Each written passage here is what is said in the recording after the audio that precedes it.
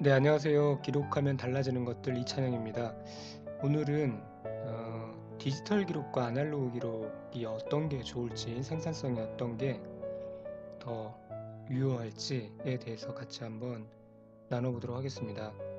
전에 어, 이런 신문 기사가 나왔어요. 카톡 네이버 대신 유튜버 1020 세대를 삼킨 갓튜브라고 해서 내용이 나왔는데 저도 보고 깜짝 놀랐어요. 내용인즉 이 표를 보면 간단하게 설명드릴 수 있는데요. 월 이용자 수는 네이버보다 약간 처지죠. 그러나 굉장히 많이 늘어나는 추세에 있고요. 그런데 그 사용 시간을 보니까 유튜브가 압도적으로 많은 거예요. 그죠? 여기 보면 음, 이게 이제 유튜브고요. 그 다음에 네이버가 이 밑에 있고 카카오톡이 이 위에 있죠. 179가 카카오톡이고 2572 유튜브고요. 네이버가 116입니다. 그러니까 거의 뭐 네이버의 2배 이상 사용 시간이 많은 겁니다. 물론 영상을 이 소비하려면 시간이 필요하니까 그렇기도 하겠지만 어, 충격적인 결과인 거는 사실인 것 같아요. 음, 이런 걸 봐서도 이제 뭐 특히 1020 세대를 예, 중심으로 해서 이 영상 세대로 완벽하게 돌아가는 것 같고요.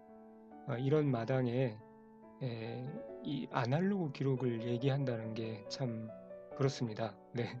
그러나 분명한 거는 지금 이제 문제가 문서 문해력이 굉장히 떨어진다고 하죠. 갈수록 그게 그 주범이 스마트폰이고요.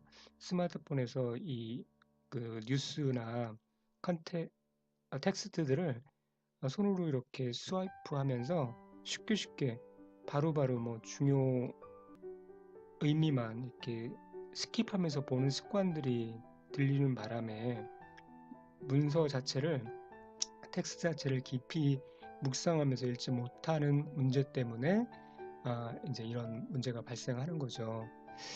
이런 상황들이 이제 영상으로 넘어가면서 더욱더 심화될 것 같아요. 이게 사실은 큰 문제죠. 예, 나라 전체로 보면은 나라의 국가 경쟁력을 저해하는 요소인 것도 사실입니다. 아, 그런데 이제 모든 사람이 그런 건 아니에요. 예를 들면 독서를 안 하는 분위기죠. 종이책을 안 읽는 분위기인데 읽는 사람은 더 많이 읽어요. 네, 결국은 그렇게 많이 읽는 사람들이 어, 그렇지 않은 대다수의 사람들보다 우월해질 수 있겠죠. 네, 그러와 마찬가지로 이 디지털 기록과 아날로그 기록도 좀 상황이 비슷하지 않을까 생각이 돼요. 물론 대다수 디지털 기록으로 스마트폰 한 대로 다 그냥 기록을 퉁치는 그런 경향들이 많은데 그 와중에도 아날로그 기록들을 잘 열심히 하시는 분들이 또 많다는 거죠. 또 그런 분들이 성과를 어, 내실 수 있다라고 그렇게 생각합니다. 결국은 기록 관리 차원에서 보면 두 가지 도구가 있습니다. 아날로그 기록과 즉 손기록과 디지털 기록, 키보딩이 있는 거죠. 이 두 가지를 잘 장점을 믹스할 때 그거를 디지로그라고 할 수 있고요. 디지로그는 이어령 박사님이 디지로그란 책에서 그 개념을 제시를 했죠. 그래서 디지털 기록의 어떤 부족한 부분들을 아날로그 기록의 그 감성으로 보완을 할 때 좀 더 완전한 기록이 된다라는 그런 취지입니다. 자, 그래서 제가 한번 아날로그와 디지털 기록 도구의 장점을 한번 정리를 해봤어요. 아날로그 기록은 뭐 펜과 노트를 이용한 손필기 방식인 거죠. 그리고 디지털 기록은 키보딩을 이용한 디지털 기록 방식이고요. 예, 이 아날로그 기록에는 이런 장점이 있어요. 자유로운 표현이 가능하죠. 그리고 지속 사용 가능해요. 전원 걱정 필요가 없다는 거죠. 예, 그리고 강력한 학습 기능이 있고요. 결과물에 대한 뿌듯한 만족감이 있고요. 디지털 기록에는 공인된 시인성과 후작업의 편리함. 이게 무슨 말이냐면, 이게 그 글꼴은 자기가 선택하면 그대로 프린트 아웃 되는 거죠. 그래서 좋은 글꼴, 예쁜 글꼴 선택하면 되는 것인데 되기 때문에 누구라도 쉽게 그 글을 볼 수 있지만 내용을 볼 수 있지만 이 아날로그 기록은 그렇지 않죠. 악필인 경우 알아보기 힘들죠. 그런 차별이 있다는 거고 편집이 가능하다는 게 디지털 기록의 큰 장점이죠. 그 후작업의 편리함이다라고 그렇게 표현을 했고요. 디지털 기록은 검색에서 쓸 수 있죠. 그런 쪽에 강점이 있고요. 또 상대적으로 넓은 저장 공간을 활용할 수 있어요. 뭐 텍스트로 생각한다 그러면 컴퓨터에 1기가만 있어도 텍스트에 한해서는 정말 바다와 같은 공간이죠. 그래서 뭐 많은 양을 저장할 수 있는 그런 장점이 있죠. 그리고 클라우드 서비스를 이용하면 공유 및 보안 문제를 해결할 수 있는 여러 가지 장점이 있습니다. 그래서 디지털 기록의 장점을 다시 한번 정리를 해보면 검색, 또 편집, 확장성, 이동성 그런 그 장점이 있죠. 그래서 저도 굳이 아날로그 기록과 디지털 기록의 어떤 포션을 나눈다 그러면 디지털 기록이 압도적으로 많죠. 80 내지 90% 정도는 될 것 같아요. 그러나 아날로그 기록도 그 고유한 그 나름의 중요한 장점이 있기 때문에 아날로그 기록도 같이 사용하고 있고요. 자, 다시 그래서 아날로그와 디지털 기록의 어떤 선택 상황을 다시 한번 생각해 보고자 합니다. 물론 이게 뭐 정확한 건 아니에요. 한번 같이 공감을 해보자는 차원에서 생각을 해보는 겁니다. 노트 기록은 면담이나 미팅 시에 아무래도 유효하겠고요. 아이디어 스케치나 초기 마인드맵에 또 전원 없는 상황에서의 기록에 또 이미지 표현이 필요한 기록에 좋죠. 그래서 자연스럽고 상대방의 위압감을 주지 않는 그런 장점이 있고요. 좀 더 자유로운 아이디어를 발산할 수 있는 그런 가능성이 더 크죠. 디지털 기록은 강의나 설교 수강 시에 아무래도 좀 유리할 수 있고 여건이 허락되는 회의 컨퍼런스 장소 등에서 쓸 수 있고요. 보고서, 기획서, 책 쓰기 이런 거 디지털 기록으로 대부분 하죠. 일기 쓰기도 그런 쪽에 장점이 있을 텐데 제가 좀 이따 다시 하나하나 자세히 좀 같이 한번 또 생각해 보도록 하겠습니다. 디지털 기록할 때 보면 시선을 이 말하는 사람에게 고정한 채 기록이 가능해요. 물론 키보드를 다 외운 사람에게 해당되겠죠. 그래서 그 얘기는 뭐냐면 더 집중할 수 있다라고 말할 수 있고요. 손기록에 비해서 많은 내용을 기록할 수 있죠. 그리고 보관을 위해서 재차 디지털화할 필요가 없고 손쉬운 편집 및 공유가 가능하다. 이런 것들 이제 다 알고 있는 내용이었지만 다시 한번 이렇게 공감을 해보는 시간을 가졌고요. 자, 그러면 결론적으로 뭐냐면은 이거예요. 둘 다 장점을 적절하게 활용하자는 거죠. 상황에 맞게 두 도구의 장점을 활용하자는 얘기죠. 여기서 뭐 디지털 기록이 좋으니까 노트 기록을 무시하자 혹은 노트 기록이 그래도 강점이 있으니까 디지털 기록을 멀리하자 뭐 그런 차원이 아니라는 거죠. 두 개 다 양보할 수 없는 고유한 장점이 있으니까 그 장점들을 잘 적절하게 활용하자는 것이 강의의 주요 주제입니다. 자, 그래서 이 아날로그 기록과 디지털 기록의 선택 상황에 있어서 각 상황들을 좀 더 자세히 한번 잠깐 살펴볼게요. 이 면담 및 미팅 할 때 이 PC를 열어놓고 키보딩을 한다는 것은 자칫 실례일 수 있습니다. 저도 그런 적이 있거든요. 누구를 만나자고 그랬는데 저에게 이렇게 질문을 하면서 카페에서 노트북으로 키보딩을 하더라고요. 근데 마치 취조받는 느낌이었어요. 별로 기분이 썩 좋지는 않더라고요. 그럴 겁니다. 그렇게 남한테 그런 인상을 줄 수 있어요. 전문적으로 심리 상담을 하는 사람이거나 의사라면 모를까. 그냥 개별적으로 만나는 자리에서 PC 열어놓고 키보딩 한다는 건 신뢰될 수가 있죠. 그럴 때 노트 기록이 좀 더 부드럽다라는 거죠. 자, 근데 노트도 상대방 얘기할 때 그 얘기하는 거를 바로 앞에서 받아 적고 그러는 거 좀 부자연스러울 수 있어요. 경우에 따라서.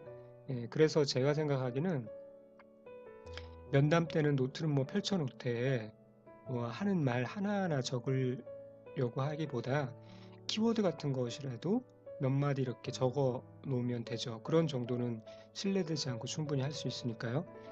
그런 다음에 중요한 건 이제 면담 및 미팅이 끝난 다음에 그 내용을 다시 한번 빠른 시간 내에 다시 피드백하면서 정리를 해 놓는 거예요. 그게 중요합니다. 단지 그냥 어떤 중요 내용들을 정리하는 것 외에 그렇게 하면서 다시 한번 기억하게 되죠. 뭔가 챙겨야 될 것들을 다시 한번 좀 검토하게 되고요. 그런 굉장히 중요한 기능이 있기 때문에 면담 및 미팅을 그런 식으로 노트를 통해서 간단하게 키워드 정리를 한 다음에 끝나고 나서 반드시 피드백 정리를 하라. 그를 좀 강조하고 싶고요.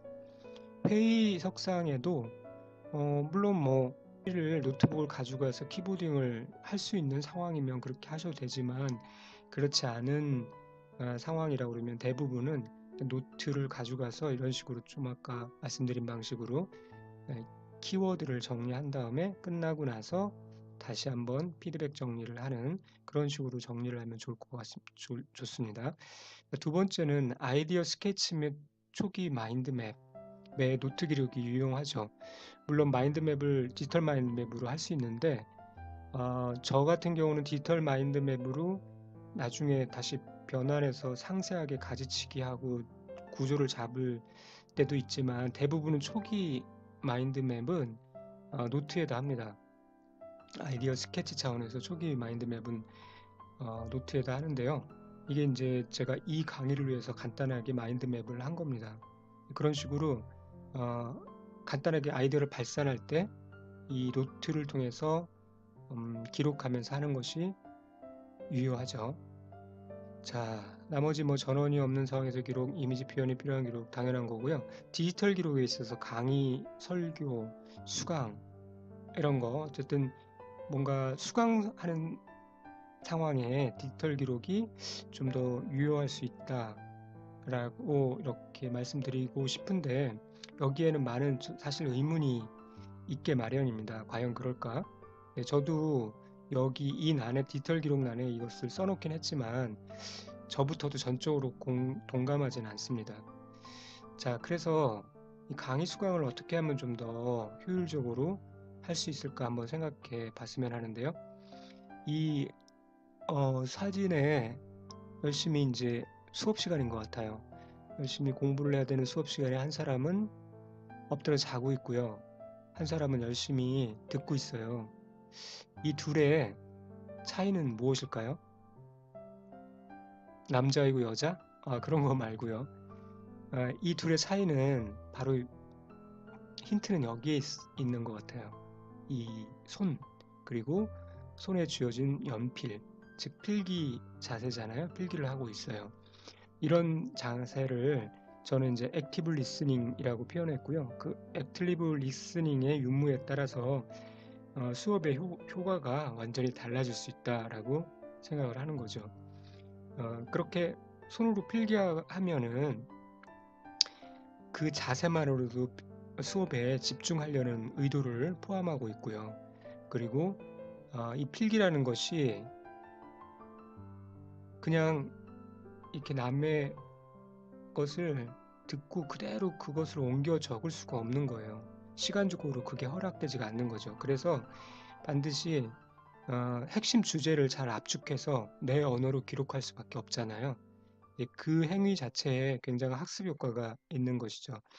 그러면서 뇌가 더 활발하게 움직이고요. 그래서 졸음을 방지할 수 있고 더 집중할 수가 있게 되는 거죠. 그래서 이 액티브 리스닝에 있어서 필기는 매우 중요한 방법이다라고 생각할 수 있습니다.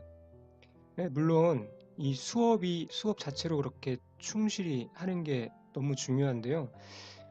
사실은 뭐 그러고 나서 또 몇 시간 지나면 혹은 하루 지나면 대부분은 다 까먹습니다. 최소한 절반 이상은 다 까먹게 돼 있거든요. 그게 우리 인간의 일반적인 두뇌인데 그래서 중요한 거는 사실은 피드백입니다. 그러니까 디지털 기록을 하든 무슨 아날로그로 하든 어떤 형태로 액티브 리스닝을 하든 피드백이 너무 중요하다. 이 부분에서는 다음에 한번 기회 될 때 나누기로 하고요. 자, 이 수업 상황에 필기를 하는 거, 손필기를 하는 게 좋은가, 컴퓨터 키보딩을 하는 게 좋은가에 대해서 의문을 가질 수 있잖아요. 그래서 제가 한번 자료를 보니까 미국 프린스턴대 공동연구진이 손필기와 컴퓨터 필기의 효율성을 검증하기 위해서 실험을 진행했어요. 대학생들에게 15분간의 강연을 들으면서 두 가지 방법으로 필기를 하게 한 거죠. 한 부류는 키보딩을 하게 했고요. 한 부류는 손으로 필기하도록 한 거예요. 그랬더니 이제 끝나고 나서 그 상황을 분석을 했더니요. 컴퓨터 필기 그룹은 강연 내용을 더 많이 기록했고 말을 그대로 옮겨 적는 성향이 강했어요. 당연했겠죠. 그런데 강연의 구체적인 내용에 대해서는 손필기 그룹보다 더 정확하게 기억하지 못했다는 거예요. 또 개념을 묻는 질문의 점수는 크게 떨어졌습니다. 당연했겠죠, 어쩌면. 왜냐하면 이 키보딩의 속성상 그냥 막 그 많은 내용을 받아 적기에 입력하기에 바쁘죠. 그래서 그 내용에 대해서 정작 깊게 생각할 시간이 없는 거죠. 그래서 만약에 정말 그냥 필기만 하고 다시 들여다보지 않고 복습하지 않는다 그러면 거의 무의미한 기록이 될 정도로 그런 상황이 발생하는 거죠. 그러나 이 손필기 그룹은 이게 많은 내용을, 그러니까 화자의 말을 그대로 입력할 수 없기 때문에 물리적으로, 그래서 요약할 수밖에 없어요. 내 언어로 요약해서 핵심만 기록할 수밖에 없기 때문에 그 과정에 학습 효과가 발생이 되는 거죠. 요약하고요. 내 언어로 다시 새겨서 다시 뱉어내는 그런 동시작용이 일어나는 거죠. 그래서 당연히 컴퓨터 필기 그룹보다는 손필기 그룹이 더 정확한 또 개념 같은 것들을 기억해서 답할 수 있었겠죠. 그런 차원에서 보면 이제 손필기가 약간 좀 더 나은 방법이다라고 할 수 있는데요. 아까도 말씀드렸지만 이랬든 저랬든 중요한 거는 끝나고 나서 뭐 그날 저녁에든지 적절한 시간의 간격을 두고 복습하는 겁니다. 복습하지 않으면 이 방법이든 저 방법이든 시간 지나면 뭐 거의 다 사라지게 되어 있으니까요. 그래서 복습 시스템을, 피드백 시스템을 갖는 게 너무 중요하다라는 것을 말씀드리면서 다시 정리하면 손필기 위주로 하시는 게 좋고, 또 필요시에는 중요한 강의라고 하면 녹음을 해 놓으시면 좋을 것 같고요. 그 다음에 더 중요한 건 반드시 피드백 정리를 하는 것이다라고 말씀드리고 싶어요. 자, 여기서 그 녹음하는 거에 대해서 잠깐 말씀드리는데 이것도 부작용이 있을 수 있어요. 녹음을 한다는 것을 이제 그것을 핑계로 강의 자체를 소홀히 듣는다 그러면 녹음을 할 필요가 없죠. 하지 않는 게 더 훨씬 더 좋습니다. 그러나 녹음을 적절히 잘 활용한다고 생각하고, 그리고 수업에 집중을 한다는 전제하에 필요시에 녹음을 하는 것도 좋은 방법일 수 있습니다. 요즘 스마트폰 녹음 기능이 괜찮죠. 그래서 웬만한 아주 작은 소리가 아닌 이상은 일반 강의도 녹음해 놓으면 나중에 다시 들을 때 큰 문제 없이 들을 수 있는데요. 제가 녹음하는 방식을 잠깐 말씀드리면 이렇게 녹음을 설정해 놓고 스마트폰에 녹음을 걸어 놓고요. 그리고 적절한 시간이 되면 화면이 아웃되죠. 그러다가 이제 노트 필기를 하다가 잘 이해되지 않는 부분이나, 그리고 다시 한번 나중에 검토해야 될 그런 상황이 발생을 하면은 이 스마트폰을 다시 활성화시켜 놓고 그 녹음 시간이 지금 표기가 되잖아요. 네, 이게 그 앱은 화면에서 사라졌다 할지라도 그 위젯을 통해서 시간이 흘러가고 있는 것을 확인할 수 있어요. 그 해당 시간, 그러니까 지금 확인이 필요한 그 해당 시간을 노트에 그 필기 그 항목에 간단하게 메모를 해놓는 거예요.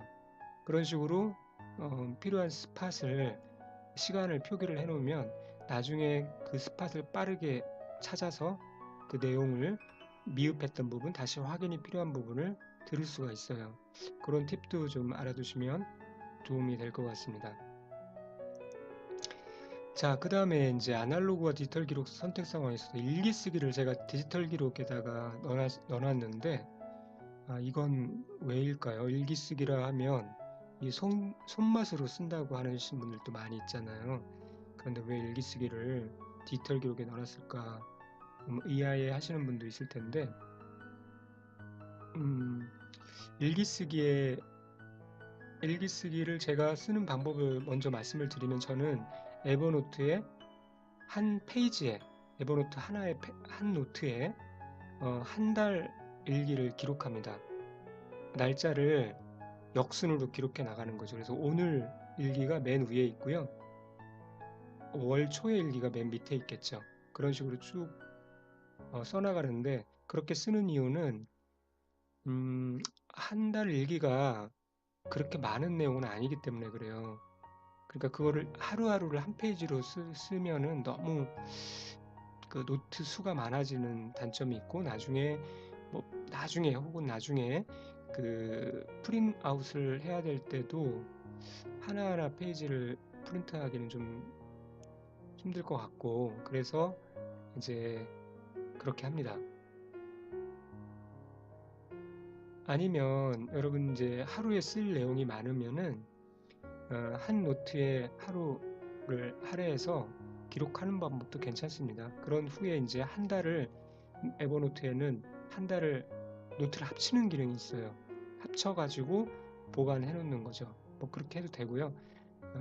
방법은 여러 가지가 있습니다. 어쨌든 그렇게 일기를 필요에 따라서 날짜를 기록하고 쓰고요. 그 다음에 아날로그 기록, 그러니까 제가 주간 스케줄러에 쓴 여러 가지 그 내용들도 사실은 중요한 정보니까 그 정보들을 사진 찍어서 또 그 해당 날짜에 집어넣습니다. 이게 복잡할 것 같지만 숙달이 되면 금방금방 아주 짧은 시간 내에 할 수 있기 때문에 큰 무리는 없습니다. 그래서 제가 잠깐 보여드리면 이런 식으로 하는 것이고요. 나중에 또 이런 방법에 대해서 구체적으로 나눌 기회가 있을 것입니다. 이렇게 하는 일기를 어쨌든 디지털 방식으로 쓰는 이유는 안전과 보안에 더 유리하기 때문에 그렇습니다. 왜냐하면 노트는 잃어버릴 수도 있고요. 남이 떠들어 볼 수도 있죠. 그러나 이렇게 디지털 기록은 상대적으로 보안이 더 좋고요. 또 안전하고요. 그리고 노트를 잃어버린 것처럼, 뭐 노트북을 잃어버린다 할지라도, 스마트폰을 잃어버린다 할지라도 이 메모 공간이 클라우드 방식이기 때문에 다시 언제든 불러와서 복구를 할 수 있는 장점이 있죠. 그리고 이 모든 기록이 저는 결국은 데이터로 축적돼서 언젠가 또 활용 가능해야 된다는 그런 생각 때문에 이런 일기도 디지털 기록으로 쓰는 게 더 낫다라고 그렇게 생각을 합니다. 자, 결론적으로 디지털이냐 아날로그냐라는 말은 약간 좀 의문에 해당될 수 있습니다. 두 개 다 써야 되는 거죠. 두 개의 장점을 다 써야 되는 겁니다. 그래서 결론적으로 답을 얘기하라고 하면은 디지털과 아날로그를 다 써라 라고 말할 수 있습니다. 그렇게 여러분도 하시는 것이 좀 더 생산성에 효과적이다라고 말씀을 드릴 수 있고요. 그 생산성이라는 단어 너무 중요하죠. 우리에게 시간은 한정되어 있고요. 해야 될 일은 많고, 그래서 어떻게든 시간을 잘 활용해서 목적한 바를 내야 되는 것이 우리에게 너무나 중요한 화두이자 또 중요한 주제입니다. 그래서 이 생산성에 아주 중요한 도구일 수 있는 이 기록 도구에 대해서 끊임없이 연구하고 내게 맞는 것들을 습득하고 그 방법들을 개발해 나가시는 여러분이 되었으면 좋겠습니다. 네, 기록하면 달라지는 것들, 네, 기달 것. 오늘은 디지털 기록이냐 아날로그 기록이냐에 대해서 같이 한번 생각을 해보았습니다. 네, 다음에 또 좋은 주제로 찾아뵙도록 하겠습니다. 감사합니다.